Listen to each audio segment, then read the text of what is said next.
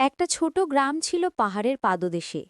গ্রামের মানুষদের মধ্যে একটা গুজব ছিল, জঙ্গলের ধারে একটা পুরনো কুঁড়েঘরে এক ডাইনি থাকে।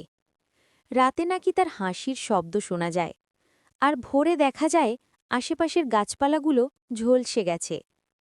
একদিন গ্রামের ছেলেরা ঠিক করল এই রহস্যটা জানতে হবে। তারা ছিল তিনজন: বাবুল, পিন্টু আর রবি। হাতে টর্চ আর লাঠি নিয়ে তারা রাতে বেরোল। ঘন জঙ্গল পেরিয়ে যখন কুঁড়েঘরটার কাছে পৌঁছল, বাতাসটা যেন হঠাৎ ঠান্ডা হয়ে গেল। দরজাটা কিঞ্চিত খোলা ছিল। ভেতরে তাকিয়ে তারা দেখল এক বৃদ্ধা চুলা জ্বালিয়ে কিছু রান্না করছে, আর পাশে এক কালো বিড়াল বসে আছে। বাবুল সাহস করে বলল, তুমি কি সত্যি ডাইনি? বৃদ্ধা ঘুরে তাকাল, তার চোখে লাল আভা।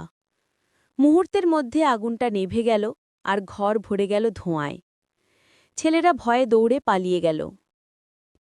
পরদিন সকালে তারা আবার গেল সেই জায়গায়, কিন্তু আশ্চর্য, সেখানে কোনো কুঁড়ে ঘরই নেই, শুধু পোড়া কাঠের গন্ধ আর মাটিতে ছড়ানো ছাই।